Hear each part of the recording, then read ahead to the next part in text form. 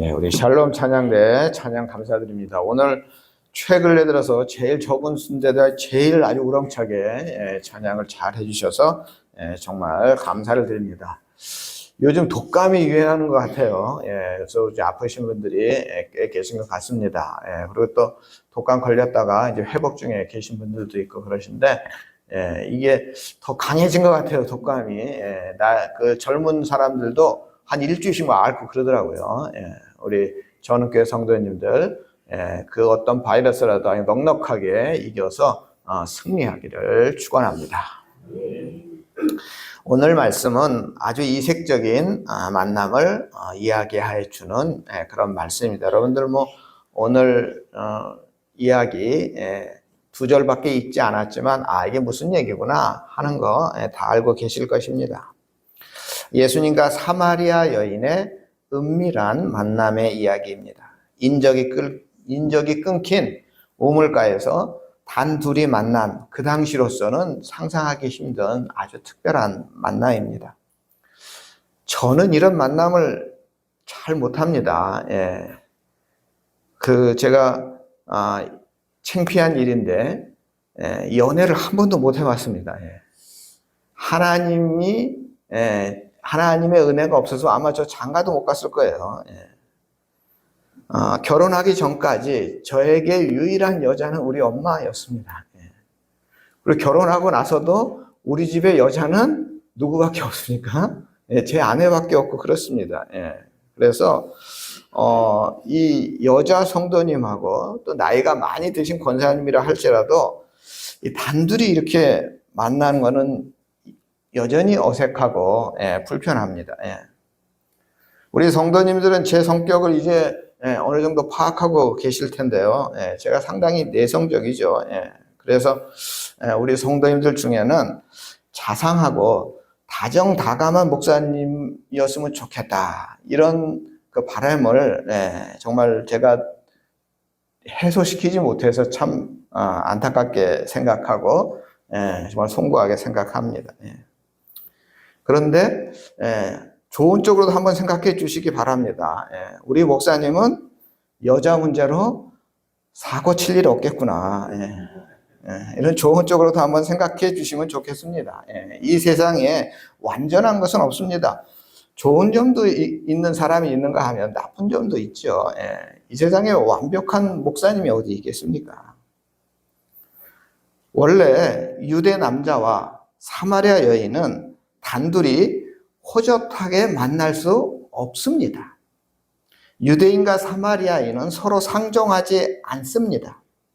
더더욱 낯선 남녀가 호젓한 곳에서 은밀하게 만난다는 것은 절대 금기입니다. 1만 명의 여신도와 내가 관계를 하겠다라고 그 난리치고 있는 그 JMS란 사람, 이 사람이 너무 심한 말을 쓰면 안 되죠. 이 사람이 주님과 자기가 메시아라 그러죠. 주님과 성도 간에 은밀한 만남을 해야 한대요. 그래서 이 말씀을 인용해요. 그래서 예수님도 사마리아 여인과 단둘이 은밀한 만남을 했지 않느냐 하면서 자기 행위를 정당화합니다. 그럼 말이 됩니까? 오늘 말씀은 그런 뜻이 절대 아닙니다. 그렇게 해석할 여지가 전혀 없습니다. 예수님은 지금 의도적으로 이 여인과 만나고 있습니다. 왜냐? 이 여인의 그 영혼의 목마름에 대해서 가르쳐 주기 위함입니다. 오늘 본문의 이 사마리아 여인은 육체적인 목마름 때문에 우물로 나왔습니다. 우선 육체적으로 목이 말라요. 이 목마름이 왔어요. 그래서 그 뜨거운 한낮에 물을 먹기 위해서 우물가로 왔어요. 그런데 이 여인에게는 또 다른 목마름이 있었습니다. 그 목마름은 너무 큰 갈증을 느끼는, 또 너무 시급하게 해결해야 되는 그런 목마름입니다. 그러나 이 여인은 이 목마름이 무엇인지 본인은 잘 모릅니다. 그래서 이 목마름을 해결할 길을 찾지 못했고, 이 목마름으로 인해 이 여인의 인생은 점차 망가지고 있었습니다. 이 여인을 크게 괴롭히는 목마름은 영혼의 목마름이었습니다. 우리 창세기 2장 7절에 보면요. 우리 화면을 보시고 우리 함께 읽겠습니다. 여호와 하나님이 땅의 흙으로 사람을 지으시고 생기를 그 코에 불어넣으시니 사람이 생명이 됩니다. 하나님께서 사람을 흙과 생기로 우리 사람을 만드셨습니다. 그러니까 사람은 육체적인 요소도 있고 영적인 요소가 결합해서 우리 사람이 만들어진 것입니다. 사람이 살면서 육체적인 요소의 부족함이 느낄 때 우리는 육체적인 목마름을 느끼죠. 그래서 육체적인 목마름을 해소하기 위해서 물을 마셔야 합니다. 물이 없으면 물을 대용할 수 있는 야채나 과일 이런 거 먹어야 되겠죠. 아울러 사람이 살면서 영적인 요소가 부족할 수 있습니다. 그때 느끼는 것이 뭐냐? 영적인 갈급함입니다. 하나님께서 우리 인간을 신비롭게 창조하셨는데요. 그 중에 하나가 우리 몸에 경보장치, 뭔가 위험을 감지하는 아주 예민한 센서를 우리 몸 구석구석 두셨습니다. 그 경보장치 중에 하나가 목마름입니다. 우리 몸은 약 70% 정도가 물로 되어 있습니다. 그런데 그 물이 부족하면 문제가 생기죠. 5%, 우리 몸의 물이 5%가 부족하면 우리의 뇌 기능이 제대로 작동을 하지 않는다 그럽니다. 그래서 5% 부족할 때 우리 뇌가 환각 증상을 일으킨다 그래요. 언제 죽느냐 우리 인간이? 12%의 물이 부족할 때 우리 인간은 죽습니다. 그래서 우리 몸에서 2%의 물이 부족할 때부터 경보장치가 울립니다. 2%라는 음료수 있는 거 아세요? 2%라는 그 음료수 이름이 2% 아닙니까? 왜 그러냐면 우리 몸이 2% 그때부터 우리 몸의 신호가 감지하거든요. 그래서 2% 부족할 때 목이 마르고요, 입술이 마르고요, 우리 목이 깔깔해지고요, 두통이 생기고요, 우리의 관절도 뻑뻑해진다는 거예요. 우리 영혼도 마찬가지입니다. 우리 영적인 수분이 공급되지 않으면 우리 몸에 경보장치가 작동합니다. 말라 비틀어진 마음에 갖가지 문제가 생깁니다. 예를 들어서 짜증이 나는 거죠. 감사하는 마음이 사라지고 원망과 불평이 생깁니다. 쉽게 화가 나죠. 믿음이 흔들리고 염려와 근심과 걱정이 몰려옵니다. 이게 일종의 신호입니다. 경고하는 신호입니다. 영적으로 목말라 있다는 신호입니다. 우린 이거를 빨리 알아채야 되는 거죠. 그런데 대부분의 사람들은 육체적인 목마름 2% 딱 부족하면 바로 우리는 느껴요. 아, 목이 마르구나. 그런데 영혼의 목마름은 우리가 잘 인식하거나 깨닫지 못합니다. 영혼의 목마름에 대한 경고에 대해서 대부분의 사람들은 둔합니다. 오늘 이 사마리아 여인에게는 3가지 영적인 목마름에 대한 신호가 울렸습니다. 이 3가지 영적인 목마름에 대한 대표적 경고가 첫 번째, 이 영혼이 목마를 때 우리에게 찾아오는 첫 번째 사인이 뭐냐? 두려움입니다. 이 여인은 햇볕이 뜨거운 정오에 물길로 나왔습니다. 왜? 사람들을 만나기가 두려웠기 때문입니다. 다른 사람의 시선이 두려웠고 그들의 비난이 두려웠습니다. 영혼의 목마름이 시작되면 먼저 우리에게 두려움이 찾아옵니다. 평상시에는 담대하던 사람인데, 평상시에는 잘 지냈는데 뭔가 별것도 아닌 일에 우리는 두려움이 우리를 엄습합니다. 심리학자인 나폴레온 힐 박사는 현대인의 두려움 7가지를 얘기했습니다. 첫째, 우리 인간은 누구나 다 7가지의 두려움이 있다는 거예요. 첫째, 경제적인 두려움이 있다는 거고요. 두 번째, 실패에 대한 두려움. 세 번째, 질병에 대한 두려움. 그 다음에 사랑을 잃어버릴, 사랑 상실에 대한 두려움. 5번째, 노화에 대한 두려움. 또 자유를 잃어버릴 것에 대한 두려움. 마지막 7번째가 죽음에 대한 두려움. 이 7가지 두려움은 우리 인간이 피할 수 없는 두려움입니다. 그러나 이 7가지 두려움의 뿌리는 뭐냐? 우리 영혼의 갈급함, 영혼의 굶주림입니다. 이런 두려움을 하나님께서 우리에게 일종의 경고 사인으로 우리에게 주신 것이죠.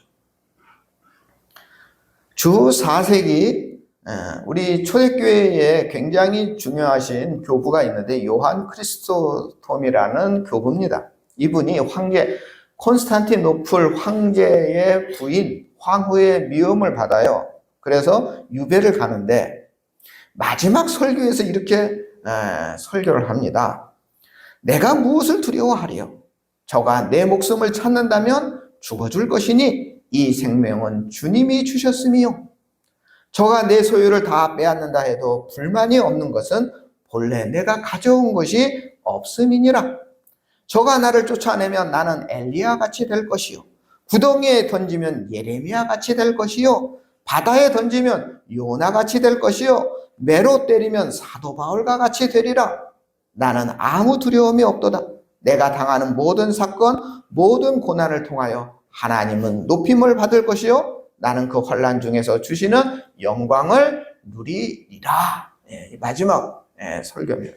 정말 명설교 아닙니까? 그 자리에 있던 모든 성도가 다 울었습니다.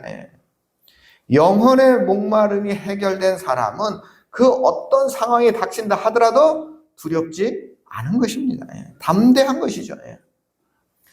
영혼이 목마를 때우는 두 번째 사인은 외로움입니다. 이 여인은 늘 혼자입니다. 물을 길러 혼자 나왔습니다. 지금 이 여인은 6번째 남자랑 살고 있는데 그 남자도 남편이 아니라고 말씀합니다. 사랑하고 정붙이고 사는 것이 아니라는 뜻이겠죠. 이 여인에게는 깊은 외로움이 있었습니다. 영혼의 목마름이 시작되면 깊은 외로움이 찾아옵니다. 여전히 주변에 사람이 많아도 외로운 것이죠. 풍요 속에 빈곤이란 말이 있지 않습니까? 홍수가 났을 때 도리어 먹을 물이 없는 것처럼 주변에 어울리는 사람이 많아도 외로운 것이죠. 지금 우리나라에 하루에 45명이 자살한다 그래요. 미국 통계는 1년에 50만 명이 자살한다 그럽니다. 전문가들의 조사에 의하면 자살하는 이유 중에 가장 큰 퍼센트가 외로움이라 그럽니다. 이런 모든 외로움의 뿌리는 영혼의 목마름입니다. 이런 외로움은 영혼에 목마르고 있다는 그 사실을 우리에게 경고하는 것이죠. 예수님께서는 어떻습니까? 평상시에 종종 한적한 곳을 찾아가셔서 기도하셨습니다. 혼자 계셨습니다. 혼자 기도하셨습니다. 한적한 곳에서 홀로 내적인 자유를 누리셨습니다.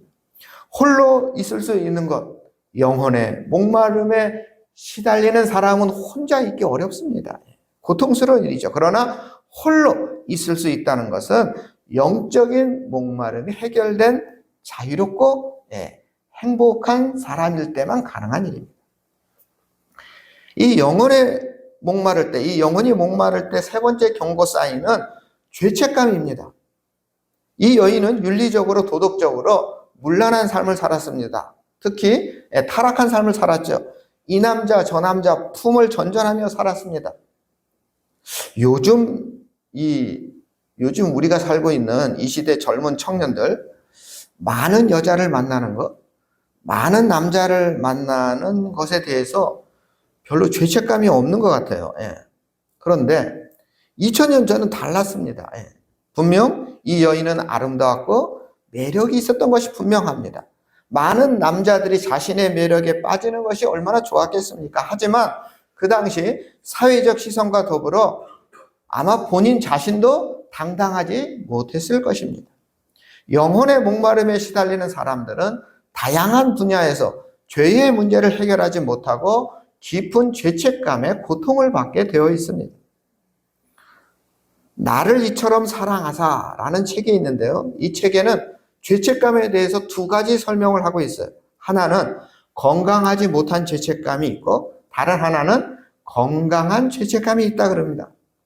건강하지 못한 죄책감은 계속 자신을 괴롭히게 되고 할 수만 있으면 그 죄책감에서 벗어나기 위하여 몸부림치게 됩니다. 죄책감에서 벗어나고자 할 때 세상 사람들이 가장 많이 하는 행동이 뭐겠습니까? 우리의 뇌 기능을 마비시키는 행동을 하죠.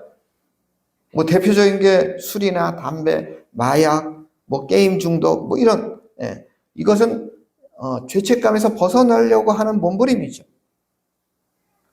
제 기억으로 박정희 대통령 아들 박지만이가 저보다 몇 년 선배인데 마약을 여러 번 한 것으로 알려져 있습니다. 왜 부러울 것 없는 대통령 아들이 마약을 하겠습니까?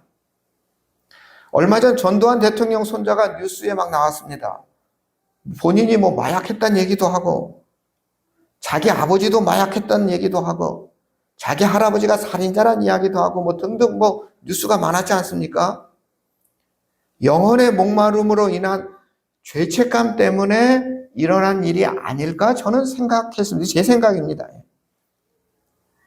그러나 건강한 죄책감은 우리를 하나님 앞으로 나아가게 합니다.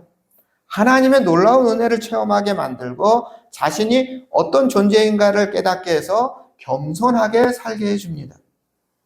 전두환 손자의 그 마음 상태가 상처투성인 것 같이 제 눈에 보였습니다. 자기 아버지가 자기 엄마를 버리고 다른 여자랑 떵떵거리며 사는 것이 아마 제일 큰 상처였겠지요. 그 외에도 수많은 상처가 있었을 것입니다. 저는 그 사람을 잘 모르고 방송에 나온 것은 일부분이고 어쨌든 그 사람이 교회에 관련된 이야기도 뭐 많이 하고 그랬습니다. 아무튼 저는 그 손자가 하나님의 놀라운 은혜를 체험하고 죄책감에서 벗어나 겸손한 행복한 삶을 살았으면 좋겠습니다. 우리는 모두 연약한 인간이기 때문에 죄를 범하지 않고는 살 수가 없습니다. 그래서 죄책감이 있을 수밖에 없습니다. 그런데 우리가 영혼의 목마름에 시달리게 되면 그 죄책감은 건강하지 못한 죄책감이 돼서 우리를 괴롭힙니다.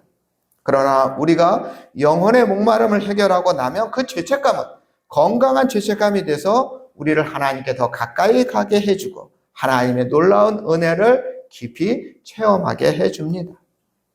우리가 영혼의 목마름을 해결하지 못하면 우리에게 여러 가지 강력한 신호가 옵니다. 때로는 두려움이 찾아오고 때로는 외로움이 찾아오고 때로는 죄책감이 찾아옵니다. 이러한 신호를 가볍게 여기지 마시고 이 문제의 본질이 우리 안에 있는 그 영혼의 갈급함에 있다는 사실을 깨닫고 영혼의 목마름을 해결하기 위해서 우리는 노력해야 하는 것입니다.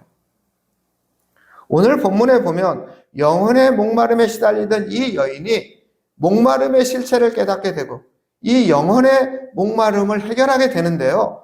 어떻게 해결하느냐? 첫째, 예수님을 만났습니다. 14절 말씀을 우리 한번 읽어볼까요? 우리 화면에 2번 우리 함께 있습니다. 내가 주는 물을 마시는 자는 영원히 목마르지 아니하리니 내가 주는 물은 그 속에서 영생하도록 솟아나는 샘물이 되리라. 오직 예수님만이 우리의 영혼의 해갈을 위한 영혼의 생수를 주시는 분입니다. 이 연이 바로 이 영혼의 목마름을 해결해 줄 수 있는 예수님을 만났습니다.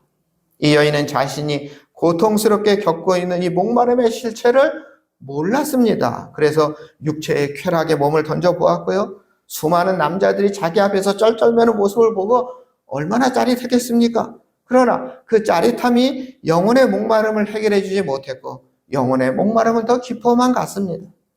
오늘 우리가 살고 있는 이 시대도 마찬가지입니다. 영혼의 목마름의 실체를 모르고 엉뚱한 곳에서 그 문제를 해결하려고 하는 불쌍한 심령들이 우리 주위에 많이 있습니다. 쾌락에 몸을 던지기도 하고 권력을 탐해보기도 하고 돈 버는 일에 더 몰입해보기도 하고 술, 담배, 더 나아가 마약에까지 손을 대기도 합니다. 이러한 것들은 일시적 해결을 줄 뿐 점점 더 깊은 갈증과 고통 속에 빠지게 하는 것입니다. 이 여인은 예수님을 만난 뒤에 영혼의 갈증, 목마름의 원인을 알게 되었습니다. 그래서 자기가 하나님께 예배를 잘 드려야 되겠구나 하는 것을 깨달았습니다. 그래서 예수님께 이 여인이 첫 번째 예수님께 드린 질문이 바로 사마리아 여인들처럼, 아니 사마리아 사람들처럼 우리가 베델에서 예배를 드리는 게 맞습니까? 아니면 유대인들처럼 예루살렘에서 예배를 드리는 게 맞습니까? 예수님께 질문한 것입니다. 사람들이 영혼의 목마름을 해결하기 위해서 자칫 잘못하면 이단에 빠지기가 쉽습니다. 하나님께 나아가서 예배를 드려야 하겠다는 사실은 알았는데 어떻게 해야 되는지 잘 판단하지 못하고 그만 새롭게 등장하는 신흥 종교나 사입이 이단에 빠질 때 보면 참으로 안타깝습니다. 중요한 것은 우리 영혼의 목마름을 해결해 주실 수 있는 분은 오직 예수님뿐이다 하는 사실입니다. 요한복음 7장 37절에 누구든지 목마르거든 내게로 와서 마시라. 우리 예수님 말씀하셨습니다. 우리가 예수님을 만나야 영혼의 목마름을 해결할 수 있습니다. 그래서 우리가 예수님 앞에 나아가야 되고 예수님께 신령과 진정으로 예배를 드려야 하는 것입니다. 하나님께 예배 드리는 것이 중요하다는 사실을 알게 된 이 여인은 예수님을 그리스도 메시아인 사실을 믿게 됩니다. 제2의 메스가 메시아가 아니고 신천지의 이만희가 메시아가 아니고 우리 예수님만이 우리의 메시아 그리스도이심을 이 여인이 굳게 믿습니다. 그리고 화면을 보시고 우리 3번인데요. 28절, 29절 말씀이에요. 우리 함께 읽겠습니다. 내가 행한 모든 일을 내게 말한 사람을 와서 보라. 이는 그리스도가 아니냐. 이 여인은 예수님을 그리스도라 믿었고 자기만 알고 그치는 것이 아니라 그 만나기 두려웠던 그 사람들을 찾아가서 예수님이 우리의 그리스도임을 증거했습니다. 예수님을 믿고 난 다음 이 여인에게 놀라운 변화가 생겼습니다. 우선 물동이를 버렸습니다. 육체적인 해갈보다 더 중요한 것이 있음을 깨달았던 것입니다. 다음으로 스스로 마을로 들어갔습니다. 사람들을 만나는 것 두려워했던 이 여인이 사람들을 찾아 나섰습니다. 그리고 그들에게 복음을 전했습니다. 이 여인이 예수님을 영접한 뒤에 영혼의 해갈을 맛보게 되었고 그 뒤로 영혼의 목마름 때문에 일어났던 갖가지 경고 표시들이 다 사라졌겠죠. 두려움이 사라졌고요. 외로움이 사라졌고요. 죄책감은 주님의 용서로 다 해결되었습니다. 한 걸음 더 나아가 이 여인의 영혼이 풍성하고 충만한 삶을 살 수 있게 된 것입니다. 요한복음 8장 38절 39절에 보면 우리 화면 보시고 우리 함께 읽겠습니다. 없어요? 뭐가 착오가 생겼는데 요한복음 8장 38절 39절인데요. 제가 읽어드릴게요.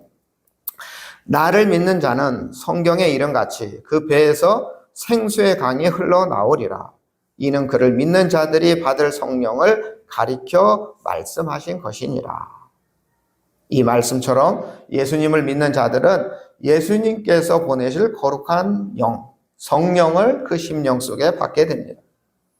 우리가 육체적으로 목마를 때 생수, 물을 마시면 해갈이 됩니다. 마찬가지로 우리 영혼의 목마름에 시달릴 때 우리가 예수님을 깊이 뜨겁게 믿으면 우리가 예배를 열심히 진실되게 신령과 진정으로 잘 드리면 성령이 우리 안에 영혼의 갈증을 해결해 준다 하는 것입니다.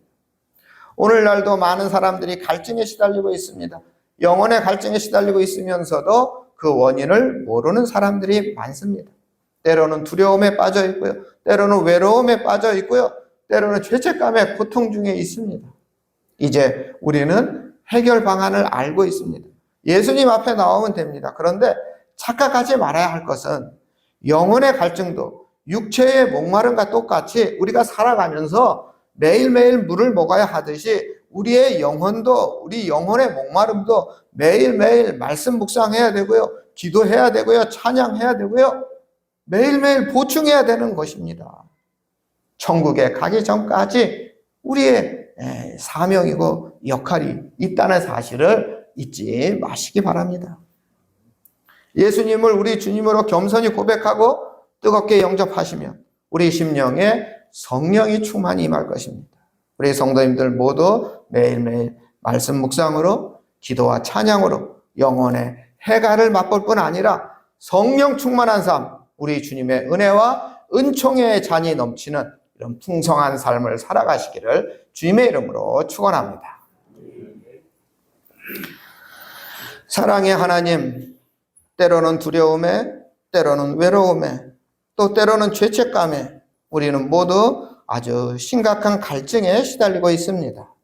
저희들 주님 앞에 나와싸우니 생수의 강이 흘러넘쳐 우리 모두 성령 충만함으로 우리의 갈증을 해결하여 주시옵소서.